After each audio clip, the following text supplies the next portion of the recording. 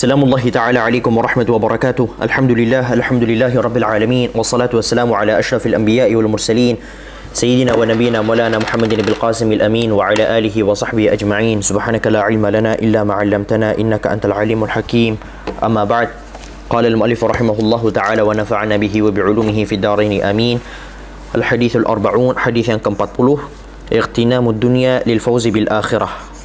Ightinam ini artinya adalah merebut, memaksa untuk mengambil, merampok, menjarah dan sebagainya. Tapi ini maksud bukan itu. Artinya adalah merebut atau memanfaatkan dunia agar bisa memenangkan kehidupan yang ada di akhirat. Itulah tema kita hari ini, ya. Pertama, An Ibnu Umar radhiyallahu anhuma qala akhadha Rasulullah sallallahu alaihi wasallam bimankibayya. Di dalam versi yang lain ada bimankibi. Faqala kun fid dunya ka'annaka gharibun aw 'abiru sabilin. Wa kana Ibnu Umar radhiyallahu anhuma yaqul idza amsayta fala tantadhir as-sabah wa idza asbahta fala tantadhir al-masa' wa khudh min sihhatika limaradik wa min hayatika limautik. Allahu akbar. Ini maknanya dalam banget. An Ibnu Umar radhiyallahu anhuma qala, dari Ibnu Umar radhiyallahu anhuma beliau berkata, akhadha Rasulullah sallallahu alaihi wasallam bimankibayya faqal. Rasulullah sallallahu alaihi wasallam suatu hari mengambil atau memegang kedua pundakku. Di dalam versi lain dibilang bukan kedua pundakku tapi pundakku. Jadi begini, Rasulullah bilang ke Ibnu Umar. Ibnu Umar siapa? Putranya Sayyidina Umar radhiyallahu an. Nah, lalu Rasulullah melanjutkannya dengan memberikan nasihat. Nah, proses ini, megang begini, itu seringkali dilakukan oleh Rasulullah dan dicontohkan beberapa kali oleh Rasulullah. Kemudian dicontohkan oleh malaikat Jibril ketika mengajar Rasulullah. Ini merupakan sebuah anjuran bagi kita, bagi teman-teman yang mungkin jadi guru. Physical touch saat memberikan sebuah nasihat itu penting. Sentuhan-sentuhan ketika memberikan nasihat itu penting untuk menyampaikan atau mengkoneksikan sebuah nasihat kepada orang yang diberi nasihat. Itu penting. Kayak kalian dikasih beda feel-nya. Kok coba nih, kalian sekarang saya bilang Allah itu bilang ke kamu begini. Berbeda dengan kayak saya megang. Saya kayak pegang pundak kamu gini. Terus saya bilang Allah bilang ke kamu tuh begini. Jadi kayak ada koneksi, dan itu diajarkan beberapa kali Rasulullah. Pertama di hadis ini, kemudian di hadis kedua Abdullah bin Mas'ud radhiyallahu an suatu hari pernah bercerita, Rasulullah suatu hari ketika mengajarkanku tasyahud, beliau sambil memegang tanganku begini nih. Kemudian malaikat Jibril di hadis Jibril kemarin kita sempat mention kan. Hadis kedua yang ketika ngebahas tentang iman, Islam, ihsan itu loh, Islam, iman, ihsan. Malaikat Jibril meletakkan lututnya dengan lutut Rasulullah, kemudian memegang sambil lalu memegang lutut Rasulullah sallallahu alaihi wasallam begini. Nah, physical touch malaikat Jibril saat mengajar Rasulullah dan para sahabat, atau ketika mengajarkan Iqra di Gua Hira sambil ada sentuhan juga. Dan banyak sekali, ini gak cuma sekali dua kali dulu contoh-contoh sentuhan-sentuhan begini nih, sering banget dicontohin oleh Rasulullah sallallahu alaihi wasallam.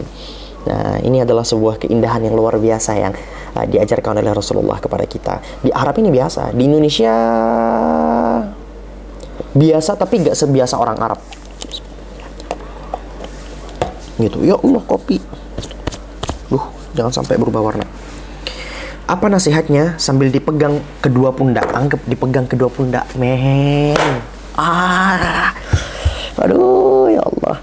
Ibnu Umar radhiyallahu anhu dipegang kedua pundaknya sama Rasulullah. Set. Terus dikasih nasihat gitu kayak, aduh, indah banget. Dan bayangin kamu lagi duduk sumpek gitu ya, terus Rasulullah datang ke kamu terus megang kedua pundak kamu gini sambil kasih nasihat. Waduh, itu sebenarnya Rasulullah gak usah kasih nasihat pun, cukup dengan pegang kedua pundak gini. Masalah beribu-ribu ton itu langsung hilang semua.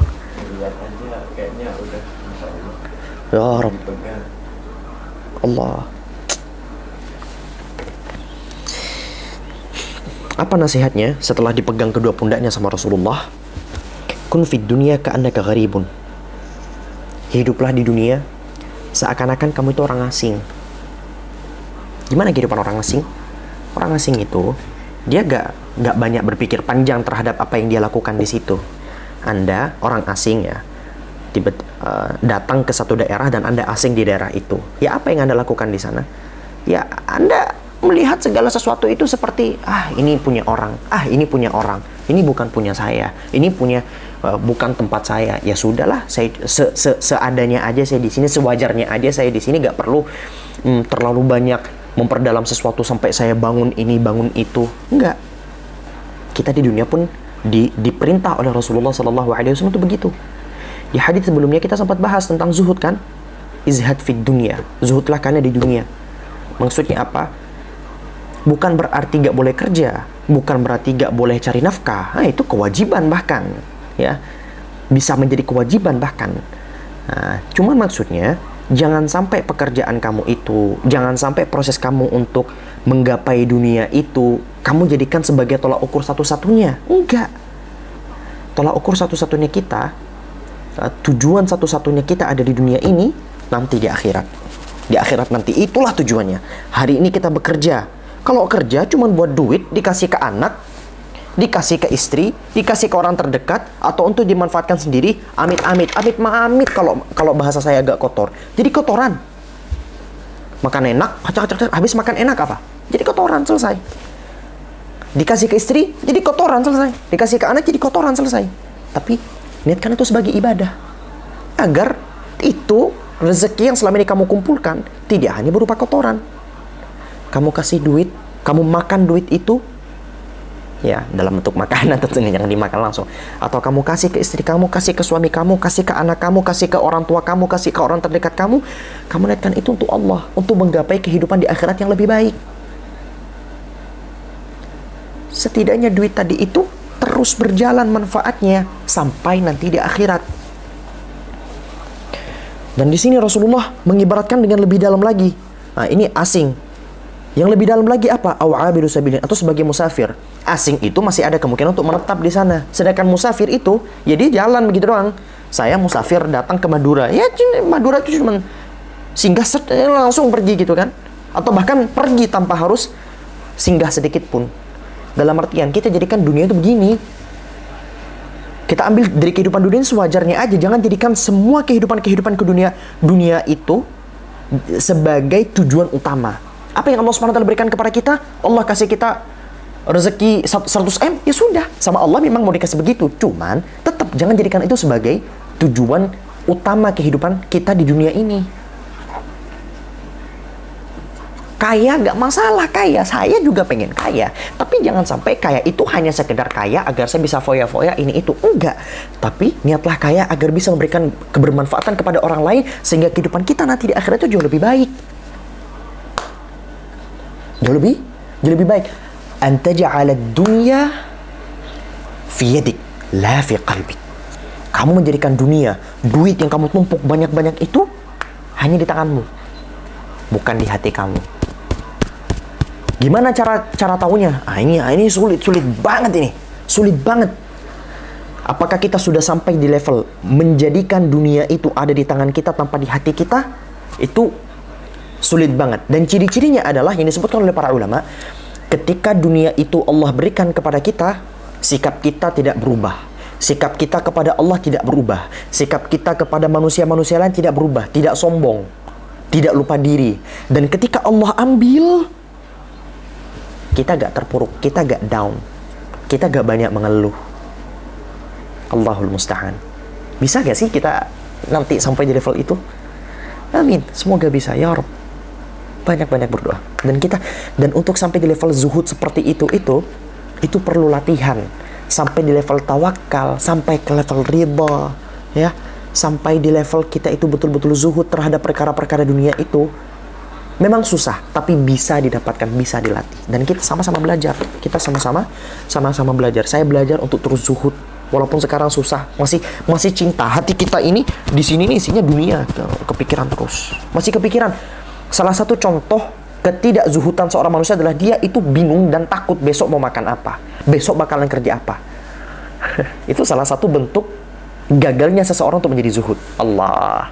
Orang zuhud itu ya dia kerja sewajarnya aja. Kerja. Orang zuhud bukan berarti gak kerja, bukan berarti gak bisa kaya. Tapi ketika dia kerja, ketika dia kaya, dia itu gak menjadikan itu sebagai tujuan utama hidupnya. Dan gak pernah deg-degan dengan kehidupan yang akan datang. Karena dia menyerahkan semua itu hanya kepada siapa? Hanya kepada Allah Tabaraka wa Ta'ala. Allah. Ini hakikat dunia itu begitu. Hakikat dunia itu ya sebagai bekal. Nah, kita mengumpulkan banyak bekal untuk tujuan kehidupan yang lebih baik nanti di mana? Di akhirat. Karena akhiratlah tujuan hidup kita yang sebenarnya. Allahul musta'an. Allah. Wa kana Ibnu Umar radhiyallahu anhuma yaqul, ini hadis mauquf. Di sini yang berkata, dan adapun Ibnu Umar radhiyallahu anhuma, Abdullah ibn Umar radhiyallahu anhuma, semoga Allah meridai keduanya, berkata. Nah, dari sini sampai sini, ini sabda Rasulullah. Ini namanya hadis marfu'. Hadis marfu'. Yang bersabda adalah Rasulullah. Nanti di mustalah kita bakalan bahas lebih panjang. Nah, di sini, dari sini ke sini sampai seterusnya nanti, ini namanya haditsun mauquf. Yang bersabda siapa? Sahabat Rasulullah sallallahu alaihi wasallam. Ibnu Umar itu berkata kemudian di hadapan muridnya Ibnu Umar yang ada di depan beliau. Idza amsayta fala tantadhir as-sabah. Ketika kamu sudah memasuki waktu sore, maka jangan tunggu waktu pagi. Wa idza asbahta fala tantadhiril masa.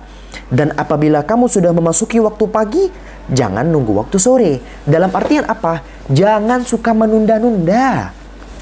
Jangan suka menunda-nunda. Selama kegiatan tadi itu positif, produktif, lakukan sekarang. Jangan terlalu banyak berencana, jangan terlalu banyak menunda-nunda sesuatu.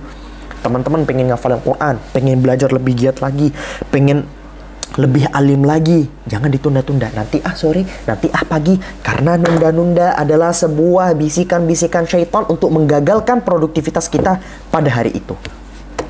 Ya enggak. Oh, kita merasa punya daya, energi, cuman gara-gara kita enak-enakan di kamar gini, habis inilah sholatnya, habis inilah belajarnya, habis inilah, tahu-tahu besok pagi gitu. Kayak cepet, dunia ini berjalan cepet kan. Kita ada di atas kasur gitu, lagi scroll TikTok, terus bilang habis inilah sholatnya, habis inilah ngajinya, habis inilah belajarnya. Tahu-tahu malam, tahu-tahu pagi, tahu-tahunya gak belajar, tahu-tahunya gak kerja, tahu-tahunya gak produktif, tahu-tahu mati. Iya.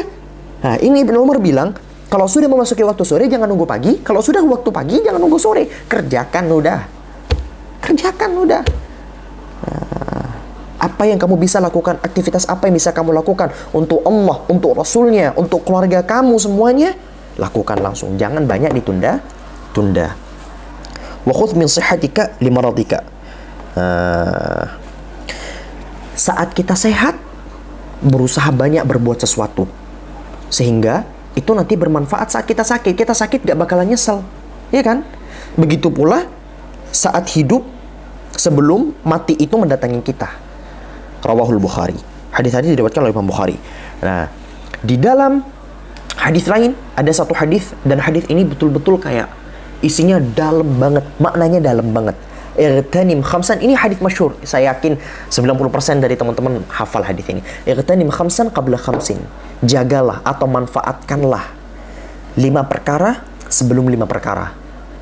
5 perkara sebelum 5 perkara. Yang pertama adalah syababaka. Ini mau ditulis gak sih? Kalian bisa cari sebenarnya di Google. Ngapain saya nulis? Qabla, nah kita pisah di sini. Haramika. Nah, ini yang pertama. Ini nasihat dari Rasulullah. Jagalah 5 perkara sebelum 5 perkara. Masa muda sebelum masa tua.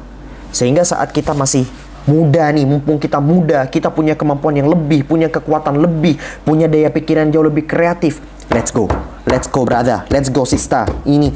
This is our time, ya. Ini waktu kita untuk jadi lebih baik.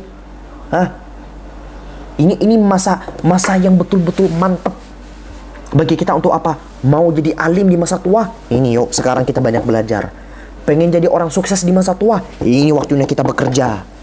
Lebih giat, lebih kreatif, lebih hebat. Demi kehidupan akhirat nanti yang lebih baik tentunya. Nah, ini waktu kita. Waktu kita di muda ini loh. Yang sama Rasulullah dibilang, manfaatkanlah waktu mudamu sebelum waktu tuamu. Kemudian, yang kedua, wasihataka sihataka qabla saqamika.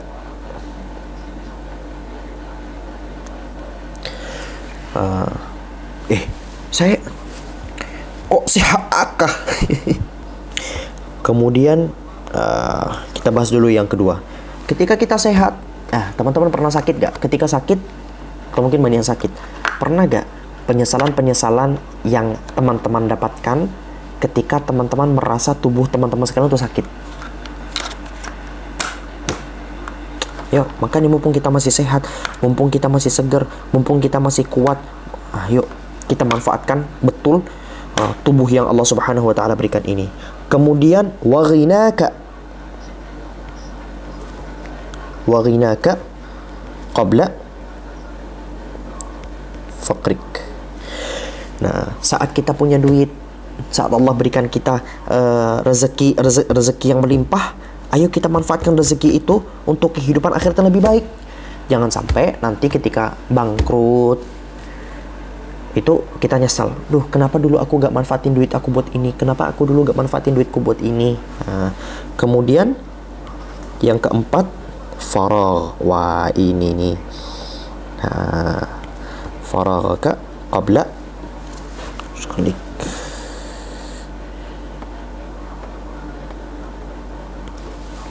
Waktu luang, waktu kosong.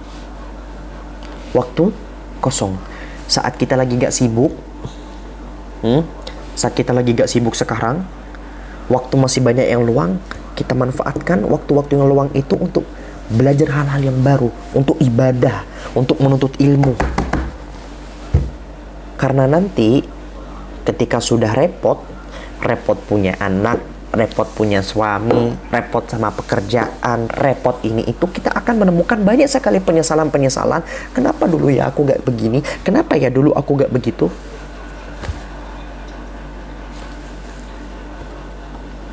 Dan yang terakhir, ini adalah raja dari raja. Wahayataka, hidupmu sebelum matimu. Nah, ini sudah jelas, nggak perlu kita perpanjang. Hidup.